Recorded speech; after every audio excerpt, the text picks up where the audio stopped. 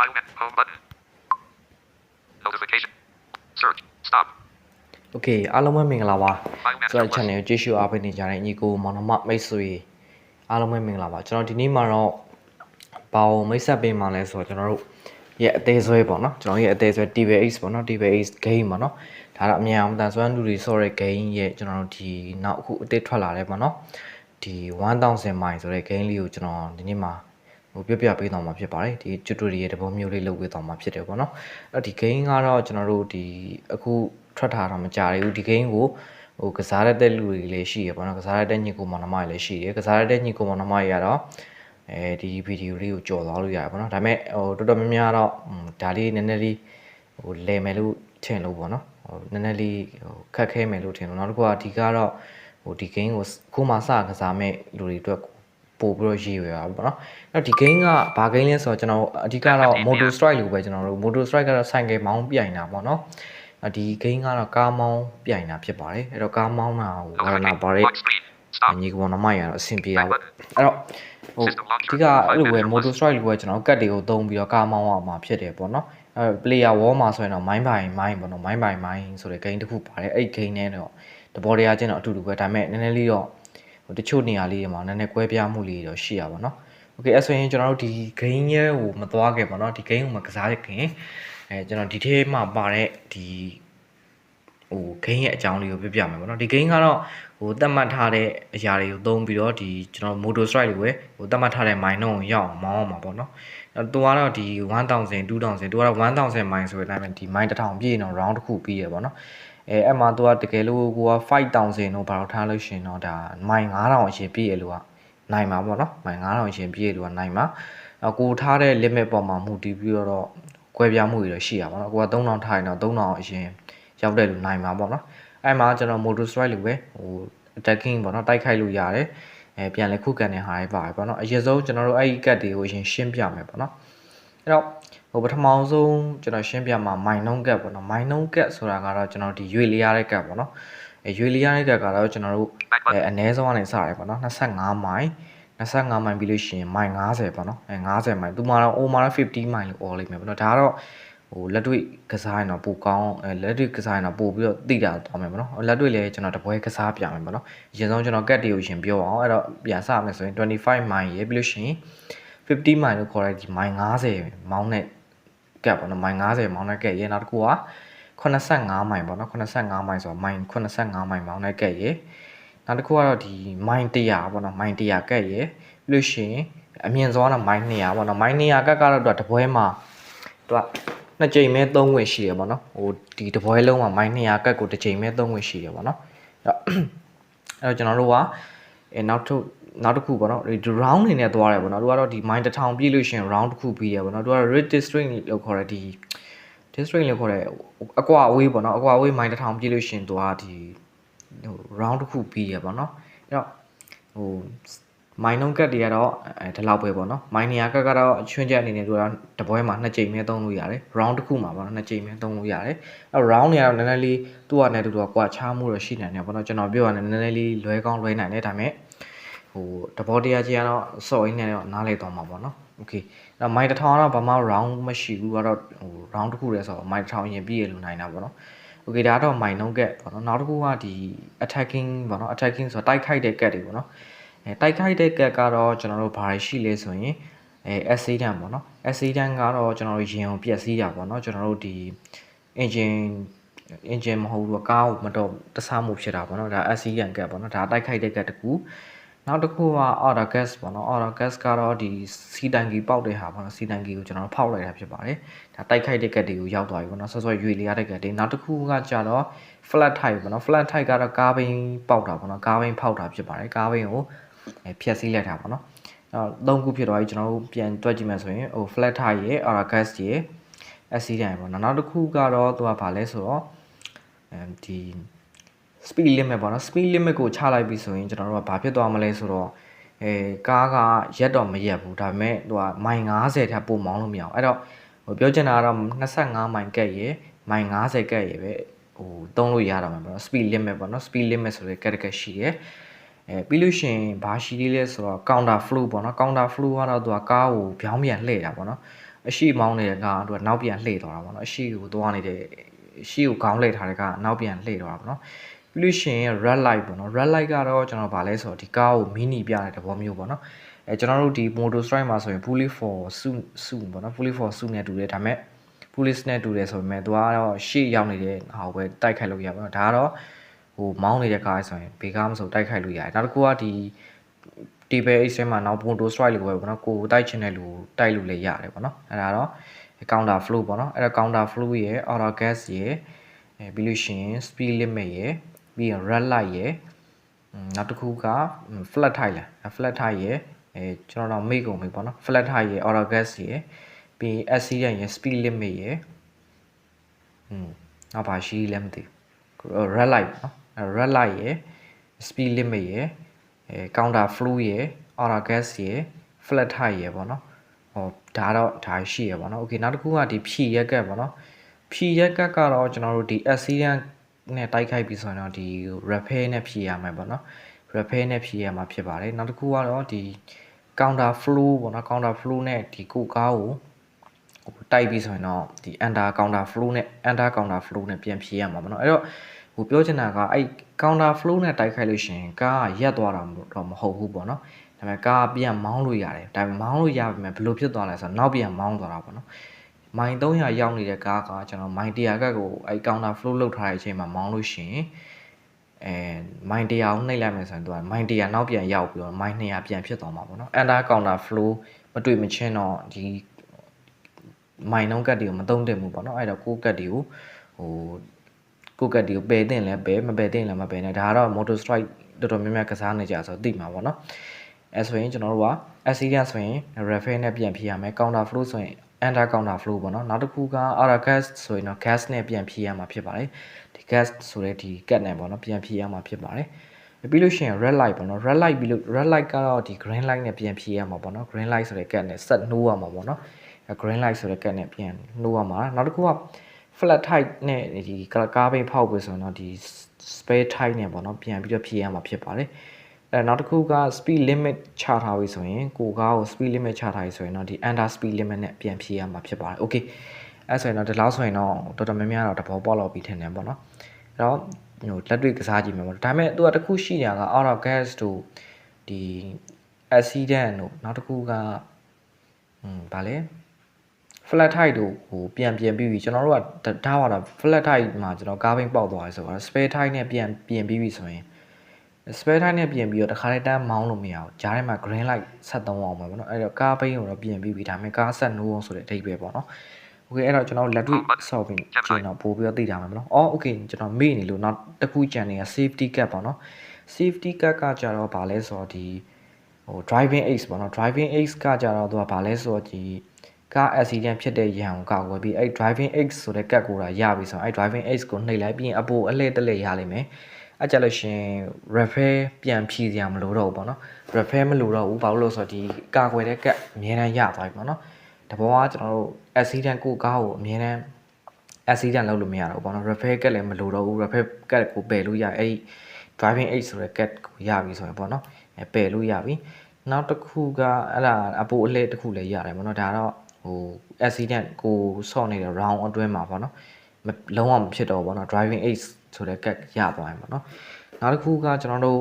ဒီ extract tanks ပေါ့နော် extract tanks ကကျတော့စီတိုင်ကြီးအပိုပေါ့နော်အဲ့ extract tanks ဆိုတဲ့ cat ရလို့ရှိရင် gas ဆိုတဲ့ cat ကမလိုတော့ဘူးပေါ့နော်ပယ်လို့ရပြီပေါ့နော်နောက်တစ်ခုကဘာလဲဆိုတော့ right way ပေါ့နော် right way ဆိုရင်တော့ကျွန်တော်တို့ဘာလဲဆိုတော့ right way ကိုရပြီဆိုရင်ကားကသူက speed limit ပေါ့နော် speed limit လည်းချလို့မရတော့ဘူး speed limit ချလို့မရတဲ့အပြင်မှာ green light လည်းမလိုတော့ဘူးပေါ့နော် green light လည်းမလိုတော့ဘူးစက်နှိုးစရာလည်းမလိုတော့ဘူးဥပမာတဘောကားဘိန်းပေါက်တယ်ဆိုရင်ကားဘိန်းပြင်ပြီးရင်တန်းမောင်းရုံပဲ green light မလိုတော့အဲ့ right way ကိုရလို့ရှိရင်ပေါ့နော်နောက်တစ်ခုကဘာလဲဆိုတော့ auto gas driving aids ရယ် right way ရယ်နောက်တစ်ခုကextra tanks ရယ်ပြီးပြီပေါ့နော် extra tanks ရယ်ပြီးလို့ရှိရင်ဘာလဲဆို puncture fruit ပေါ့နော် puncture fruit ကတော့ဘာလဲဆိုတော့ဒီဟို spare tire ပေါ့နော်ကားဘိန်းဖားတဲ့ကမလိုတော့ဘူးပေါ့နော် puncture fruit ရပြီဆိုတော့ကားဘိန်းဖားတဲ့ကမလိုတော့ဘူးအဲ့ဆိုရင်ကိုယ်လည်းကားဘိန်းဖောက်လို့ရမှာမဟုတ်တော့ဘူးပေါ့နော်အဲ့အခုကျွန်တော်ပြောခဲ့တဲ့ safety gate တွေရသွားပြီဆိုရင်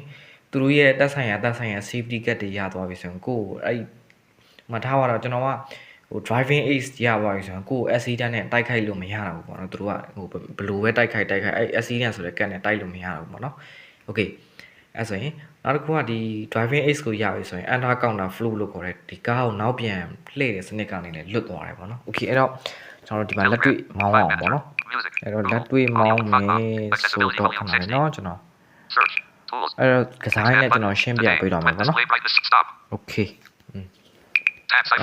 screen reader နဲ့ပြန်ကြည့်ရရပါတော့ screen reader နဲ့လွတ်မှာဆိုလို့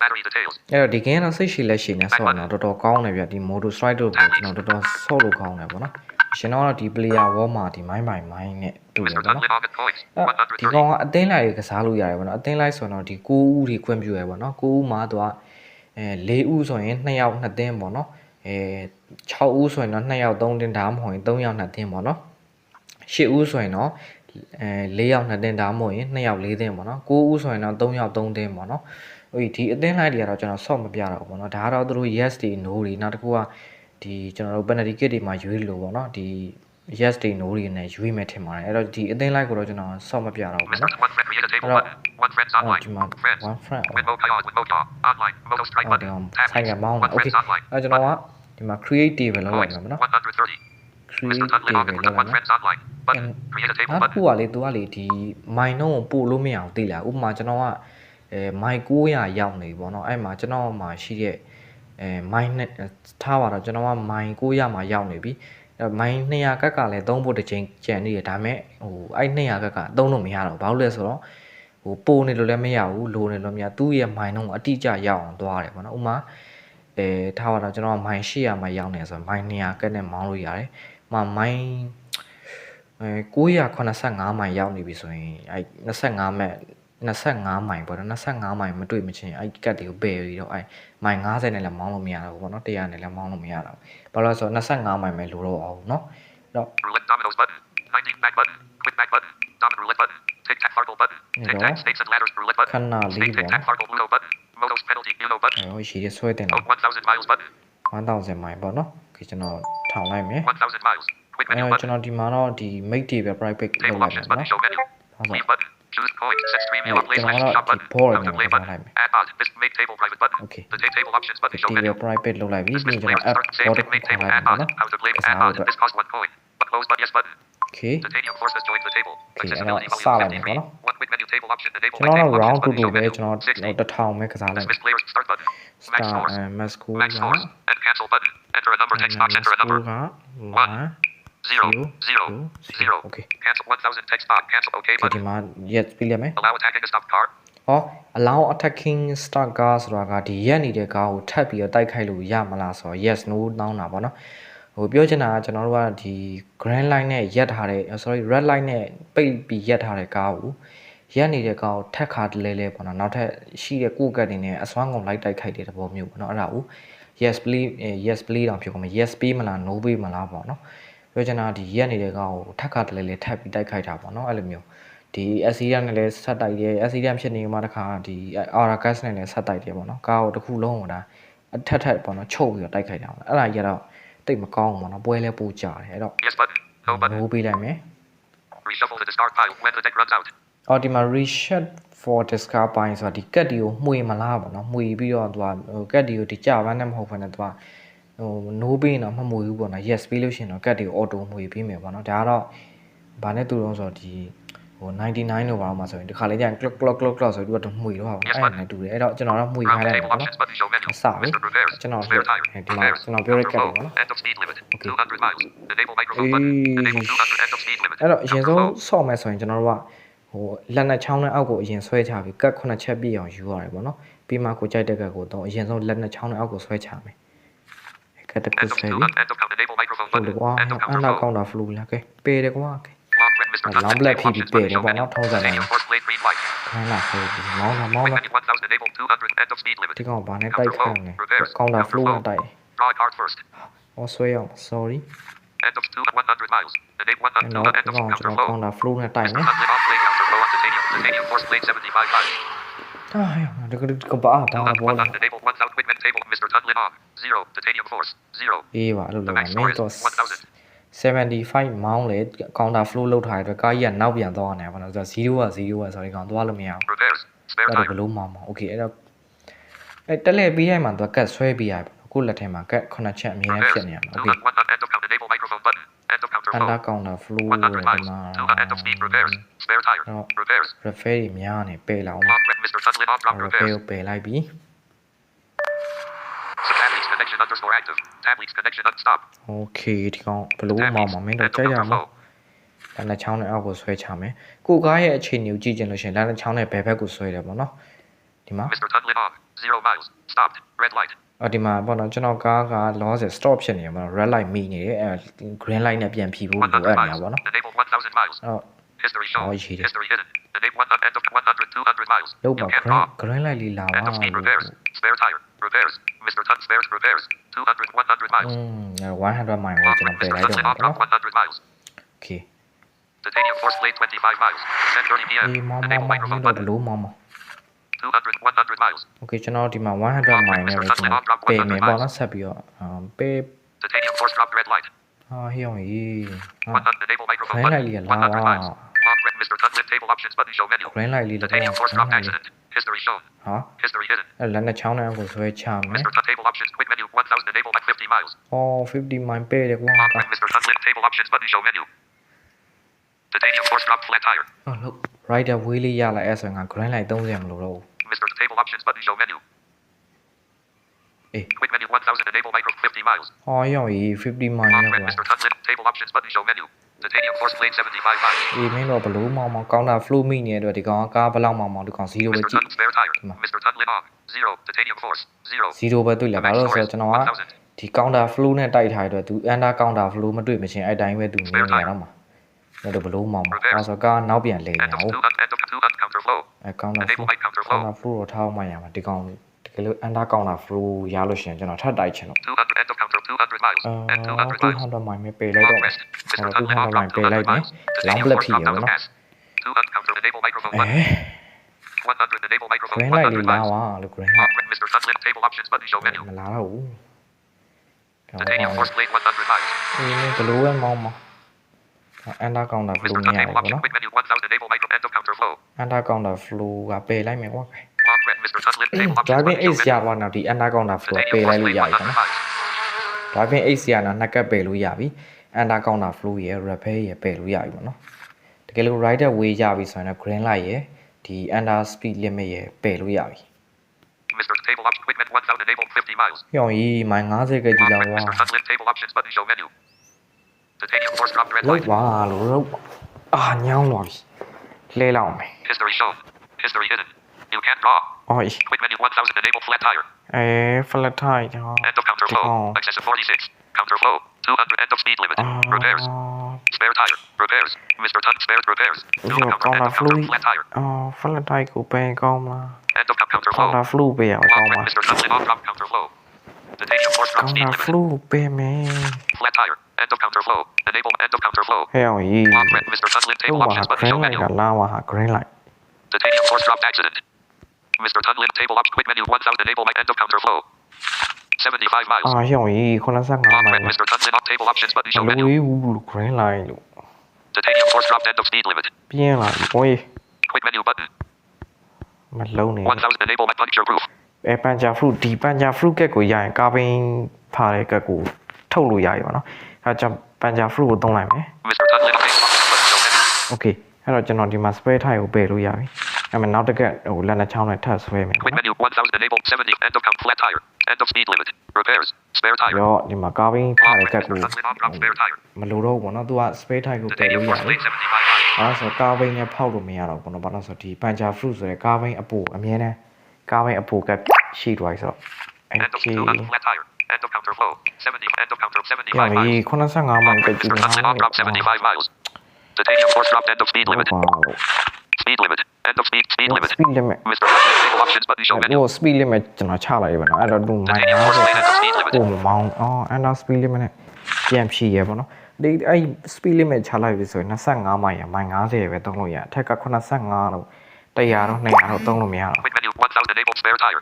You can't draw. အဲ့ရော spare tire ရမှာမလို့တော့ grand light လို့လေ Mr. grand Tunlin light table options button. Show menu. green light Titanium force plate 200 miles. လို့မောင်းပါကျွန်တော်ဒီမှာတော့200ပဲမောင်းပါပါမောင်းပေါ့နော် counter flow မိနေအတွက်ကလူကားကြီးကမောင်းတယ်သူဘာမှမ You can't draw. Mr. Table up quick menu 1000 enable 50 miles. အော်ရောကြီးမိုင်90 Lock Mr. Sunlit table options button show menu. နောက်တဲ့9လေးလောက်စောင်းမယ် Titanium force plate 100 miles. Quick menu 1000 enable gas. ဟာတော့ပြီကွာအစား Table options button show pop up dismiss players stop button. Tab leaks. ကျွန်တော်လည်းတိတ်ချင် Are you sure? No button. Yes button. The table up Mr. Enable microphone 1 quick menu table options button show dismiss players start button. Max scores. Enter a cancel button. Enter a number text box. Enter a number. 1 4 ပွဲရှည်တော့မှာဆိုလို့ 0 0 0. Okay button. Cancel button. 1000 text cancel. 1000 alert. okay Allow it. Yes button. No button. Tab leaks. Yes button. No button. Yes button. yes be Round 1000 equipment table Mr. Tunlin on. 0. Titanium right away. 250 right away. right away ရ right away ရတဲ့အတွက်ကျွန်တော်ကဒီဟို green light ကိုသုံးစရာမလိုတော့ဘူးနောက်တစ်ခုက under speed limit ကိုလည်းသုံးစရာမလိုတော့ပယ်လို့ရတယ်ဒီနက်ကကို Mr. Tunlin on. Right away. 200 တိုက် miles. သွားပြီရော့မောင်းပြီဟေ့ Going hard first. ဟော sorry ဟာမောင်းကြတော့ကြီး 50 သွား miles. ရော့ 200 မောင်းပြီ Mr. Tunlin on plate 200 miles. Titanium force plate green light. ဒီ green light လို့ 25 miles. no no no no Green light. Spare tire. Green light. Spare tire. တိုက်ခိုက်ဖို့ဟော green light ကအခုကြာ Green လာလို light. က်တာ 25 miles. Mr. Tunlin 200 miles. Titanium force plate 100 miles. လိုက်အမမ 50 miles. 200 miles. Mr. Tunlin on plate 200 miles.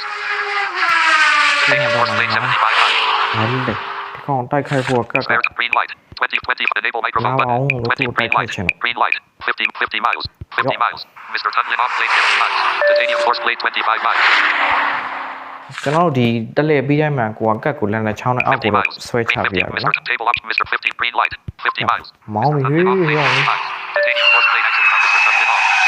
အော်ကျွန်တော် accident နဲ့ဖြတ်စည်းလိုက်တယ်ပေါ့နော်အဲ့တော့ဒီမှာကျွန်တော် accident လုပ်လိုက်တယ် Mr. Tunlin on. 525 miles. Stopped. Accident. Safeties. Right away. accident ပေါ့နော်ဒီမှာ Spare tire. 25, 75. Enable microphone button. ဒီပေါ့လေ End of speed 75, 25 miles. လှုပ်ထောင်း Mr. Tunlin on drop 25 miles. Titanium force drop flat tire. ရော repair End of လာ speed. End of count. Enable microphone button. End of 75 miles.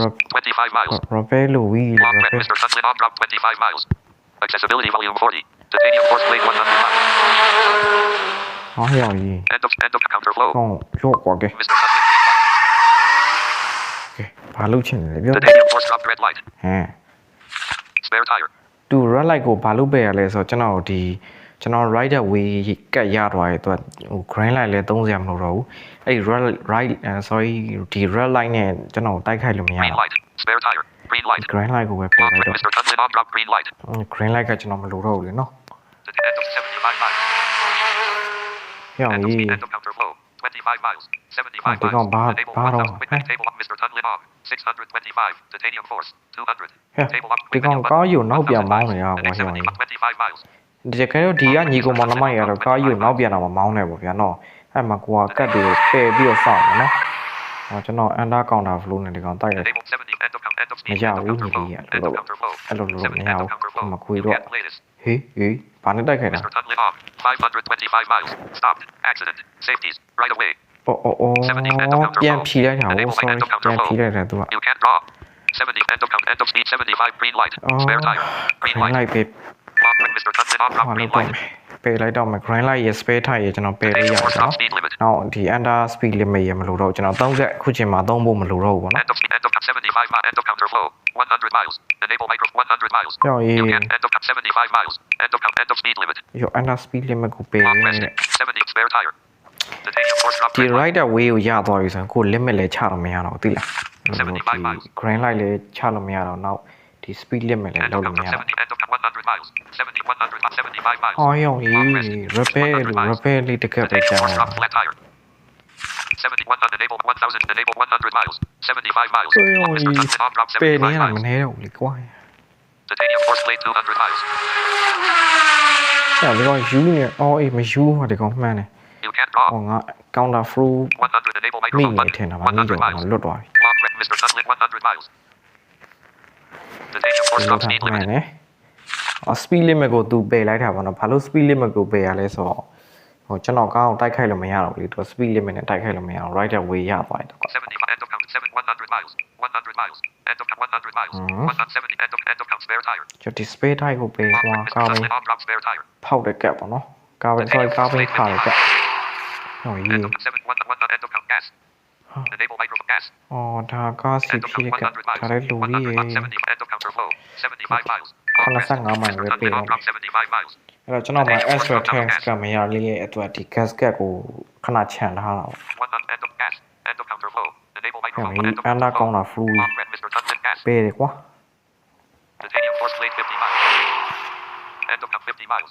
Enable 50 miles. ကျွန်တော် repair လေးနဲ့ရှုပ်အောင်မလားဟောင်း Enable 1000 quick vent table Mr. Tunlin on. 620 titanium force drop red light. End of Mr. Tunlin on. 625 titanium force. 500. Table up quick menu 1000 enable end of counter မိ flow. လာပြီလို့ End of speed limit. အန်နာ speed limit ကမလို့ repair လို့တာ repair Titanium force drop accident. repair ဒါမှမဟုတ် driving ace ပေါ့နော် End of counter flow. အဲ driving ace ရပြီဆိုတော့ဒီ under counter flow လည်းမလို့တော့သိလားတော့ဒီ repair ရဲ့ဒီ under counter flow လည်း Titanium မ force လို့ plate 25 miles. ဟာဟေး End of counter flow. End of enable microphone. End of counter flow. ကဲ Long red Mr. ပေး Tunlin တယ် end ဟေး of counter flow. ပေးတယ်ဟာ Titanium force drop spare tire. End of count repairs. အေး repair ရပြီ repair ရပြီ repair ရပြီ Titanium force plate 20 gas. 100 ကျိုးမီ 100 ခေါင်းရအောင်ကျိုးမီရမောင်းမီရော့ Mr. Tunlin on plate 100 miles. Titanium force plate flat tire Mr. Tunlin on. ဟာရအော်ပန်ဂျာဖလူမရှိအော်ဟာရောင်ကြီးဆိုတော့ကျွန်တော်မှားသွားပြီကွာပန်ဂျာဖလူရှိရဆိုပြီးကျွန်တော် spare tire ကိုပယ်လိုက်တာ Gas.အခုတော့ End of ကား counter ကြီး flow. ပေါက် End of ပြီ counter red light. Counter flow. Red light. အော်ဒီကောင်ရော red line နဲ့တိုက်တယ် Mr. ကွာ Tunlin on plate 100 miles. ကဲ Titanium force plate green light. ဒီ Enable ထပ် microphone လို့ button. လေ Gas. နု Counter flow. ရောကောင်တာ flow နဲ့ Tunlin on plate counter flow on titanium force. ဟောကြီးငါ Titanium force plate 75 miles. စောစောကပန်ဂျာဖလူရှိရထင်ပြီးတော့ဟိုလုပ်လိုက်တာ Speed limit. မကြည့်လိုက်တာလိုတော့ရော့ Mr. Tunlin gas. speed limit ချလိုက်တယ်ကွာနော်လူဒီမိုင်50ကပုံမမောင်းဟာပြန်ဖြီရဟာ Repairs. Gas. Repairs. Gas. Ew, End of counter what? flow. Gas. End of counter flow. 100 miles. အော် Mr. Tunlin 105 end of counter flow. ကားဝင်းပေါက် On ပြီ Mr. Tunlin on drop end of counter flow. လှုပ်ကြ Titanium အောင် force plate 75 miles. End of gas. 25 enable microphone 25 miles. လုံးနေ On လို့ rest. Mr. spare Repairs. tire လေးပြန်ပြီးအောင်လို့ Titanium spare force plate tire 50 miles. ဟော 70 repairs. 70 enable at 75 miles. ဟာသွားရှာပြီဟေး85မိုင်လား Titanium force plate end of counter flow. ဟောဒီကောင် under counter flow နဲ့ပြန်ဖြီတယ် Enable repairs. Gas. ဟဲ့ဘာဖြစ်လဲ Repairs. You can't draw. It's Oh, Mr. and Tunlin low on start. bar. 1 enable 1000 miles. 100 miles. နိုင်ရမကောင်းမရှိနေလေကွာမလောက်အောင် Mr. Tunlin 100 miles. Titanium force drop counter flow. okay Puncture. Enable micro puncture. အေးရပြီပန်ဂျာဖလူရပြီဒါဆို spare tire လည်းမလာတော့လည်းရပြီ Repairs. ကဲ 100 miles. မောင်းပြီဟေး You ထွန်းရ can't အောင် play this. ဟေးဟေးဟေး 50 ဘာ miles. ဖြစ်လဲ Enable microphone button. 1 quick table. Mr. Tunlin on. 825. Titanium force. Oh. 350. The max score is Hmm. 1 table. Mr. Tunlin on. 825. Oh, okay, Titanium hold it. force. Table Wait, up now with this- 1000. Enable microphone 50 miles. okay 100 miles. You can't 100 play this. မ 50 ရ miles. တော့ဘူးပေါ့နော်သူကဟာ You can't play this. Yeah. You can't draw. ဘာနဲ့ခံရ 625 miles. Stopped. Red light. Safeties. Puncture proof. Right away. start run ဟုတ်တယ်ပါ 100 repairs. Gas. ဟော You can't play this. End of counter flow. You can't draw. Gas. End of End of counter flow. counter flow. You can't play this. Yeah. Gas. 100 miles. You can't play this. ဘာလဲဘာ On အဲ့တော့ Mr. တက် Tunlin on drop 100 miles. ဟုတ်တယ်လို့ Titanium ဟုတ် force တယ် drop လို့ gas. Spare enable 1000 miles. Enable spare tire. You can't play this. spare tire မလိုတော့ဘူးလို့ Long press Mr. Enable microphone button. 1 quick net table. Mr. Tunlin on. Titanium force plate 25 miles. Mr. Tunlin on. 825. Titanium force. 825ဆိုတော့ The 85 max မိုင် score လို့ is table လေ option. Quick menu 1000 enable 50 miles. 50 မိုင်အော် sorry ပါကွာ 50 miles. You can't play this. ဒီ 25 25 miles. မိုင် You can't play this. you can please ဘာ 50 ဘာမိ miles. ညာလဲ Mr. Tunlin on. 625 miles. Stopped. Red light. Safeties. Puncture proof. Right away. start run like ကမလိုတော့ဘူး Repairs. End of counter flow. You can't play this. Gas. Mr. Gas. You can't end of counter flow. ညောင်းတာဒိဗေမရှိ On ဘူးလို့ Mr. ကွာ Tunlin on drop end of counter flow. Titanium force drop repairs. အဲ့တခါလေးမှဒီကဲနဲ့အဲ့လို 20 enable 1000 လောဆယ် enable နဲ့ 25 miles. Draw a card first. ကြောင်နေတယ်ပေါ့နော် Driving ace. Mr. Tunlin 25 miles. အဲ driving ace ရပြီကျွန်တော်က Enable 25 miles. Draw a card first. okay 100 miles. အဲ driving ace ရပြီဆိုတော့ကျွန်တော် repair မလို့တော့ဘူးပေါ့ You can't play this. 25 miles. ဟေး You can't play this. Mr. Tunlin on. 625 miles. Stopped. Red light. Safeties. Driving ace. Puncture proof. Right away. gas ကလည်းရှိပါ Repairs. တယ် Gas. End of gas. You can't play. You can't draw. End of counterflow. You can't play this. ဘာလဲဟာ Gas. Mr. Tunlin on. Gas. You can't play this. It's Mr. Tunlin on's turn. End of counterflow. You can't gas. Repairs. You can't play this. You can't draw. Okay အဲ့တော့ဒီ game ကဘာလို့ error တက်သွားလဲမသိဘူးပေါ့နော်ကျွန်တော်မှဒီသူပြောတဲ့လုံခြုံရေးကတ်တွေလည်းရှိရတာနဲ့ဆက်ကစားလို့မရတော့ဘူးပေါ့နော်ဒါဘယ်လိုဖြစ်သွားလဲမသိဘူးပေါ့နော်အဲ့တော့ Mr. Tunlin on. 625 miles. Stopped. Red light. Safeties. Driving ace. Puncture proof. Right away. ပန်ချာဖူရေ driving ace ရေပြီးတော့ဗာလဲ right away ရေရှိနေပေါ့နော်အဲကျွန်တော်ကဟိုမိုင်းတော့ You can't draw. 50 miles. Mr. Tunlin on. 625 miles. Stopped. Red light. Safe. You can't play this. 25 miles. basketball Table options button 1045. စပြန်စားလိုက်တော့မယ် Tab leaks. Are you sure? No button. Yes စ button. ပြန်မစတော့ The ဘူး game ပေါ့ was နော်ကျွန် stopped. တော်ဒီလောက်ဆိုရင်တော့အားလုံးပဲဟိုရမယ်လို့ထင်တယ်ပေါ့နော်အဲ့တော့နည်းနည်းလေးတော့အဲ့လိုမျိုးအခုနစောစောကျွန်တော်ဖြစ်လို့ပုံစံလေးတော့ဖြစ်မယ်ဖြစ်နိုင်တယ်ပေါ့နော်ဒါပေမဲ့နည်းတော့နည်းရပေါ့နော်ဟိုအဓိကကျွန်တော်တို့သိရနိုင်မယ်လေ technology ကဟိုဖုန်းတွေဒီ game တွေကလည်းတခုခု tutorial လုပ်ပြီးဆိုမှထကြောင်တဲ့အလေးအကျင့်ရရှိရဆိုတော့နည်းနည်းလေးဟိုဒါ error တခုဖြစ်သွားတာပေါ့နော်အဲ့ error အတွက်လည်းအားလုံးတောင်းပန်ပါတယ်လို့အဲ့တော့ဒီ game ကတော့အဲ့လိုမျိုးအခုကျွန်တော်ပြောခဲ့တဲ့ပုံစံအတိုင်းပဲကစားတာပေါ့နော်တကယ်လို့မရှင်းနေတာရှိရင်လည်းအောက်က comment မှာဝင်ရောက်ပြီးတော့ Notification shade. မေးမြန်းလို့ရတယ်ပေါ့နော်ကျွန်တော်ဖြည့်ပြီးတော့မယ်တကယ်လို့ Back button. ကျွန်တော်ရဲ့ Telegram မှာလည်းဝင်ပြီးတော့ဟိုမေးလို့ရပါတယ်လို့နောက်တစ်ခုကပေါ့နော်ဒီလို game လေးတွေကိုထပ်ပြီးတော့တက်ဆက်ပြီးရှိသေးရပေါ့နော်အဲ့တော့ဟိုဒီ table X ထဲမှာတချို့ game လေးတွေအများကြီးပါတယ်ပေါ့နော်ဒါလေးတွေကိုထပ်ပြီးတော့ tutorial လုပ်ပေးစေချင်တယ်ဆိုရင်တော့ကျွန်တော်တို့ဒီ comment မှာပေါ့နော်ကျွန်တော် YT လို့ရေးခဲ့ပေါ့နော် YT လို့ရေးခဲ့ပြီးပါလို့နောက်တစ်ခုကlast man standing လို့ခေါ်တဲ့ဒီတိုက်ခိုက်ရေး game ပေါ့နော်0 hour so ရဲ့နောက်ထပ်တဲ့ game ပေါ့နော်နောက်ထပ်တဲ့ game ကိုလည်းကျွန်တော် tutorial လုပ်စေချင်တယ်ဆိုရင်တော့ဒီ LT လို့ရေးခဲ့လိုက်ပေါ့နော် comment မှာအားလုံးလုပ်ကျွန်တော်တောင်းဆိုရလူများတယ်ဆိုရင်တော့ဒါလေးကိုလည်း tutorial လုပ်ပေးပါမယ်လို့အဲ့တော့ကျွန်တော်လည်းနည်းနည်းလေး YouTube နဲ့အလံဝေးသွားတာဆိုတော့လေအားလုံးကျေးဇူးတင်ပါတယ်ဗျာနော်ဒီ game ကတော့အားလုံးပဲဒီပျော်ပျော်ရွှင်ရွှင်နဲ့ပေါ့နော် motor strike လိုပုံစံမျိုးကစားမှာပေါ့နော်စောစောကကျွန်တော်ခုတက်လိုက်တဲ့ error ကတော့မထင်မှတ်ထားတဲ့ error ပေါ့နော်တခါမှလည်းမဖြစ်ဘူးပေါ့နော်အဲ့တော့ဒါကတော့ဟိုကျွန်တော်တို့ game တွေတို့ဒီဖုန်းတွေတို့ဆိုတာလည်းသိရတဲ့အတိုင်းပဲတကယ်ဟိုစော့နေတော့ကောင်းတယ်တကယ် tutorial တွင်းပြီဆိုရင်နည်းနည်းလေး time ပတ်တက်တာဆိုတော့လေ okay အဲ့တော့အားလုံးနားလည်မယ်လို့ထင်ပါတယ်ဗျ okay အဲ့တော့အားလုံး Tab leaks. နောက်နေ့မှပြန်တွေ့ကြ No အောင်ပေါ့ button. ဗျ okay Yes button.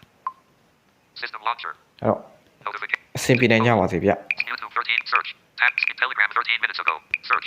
Moments. The tab leaks could expand button. YouTube 13 minutes. Tab stop.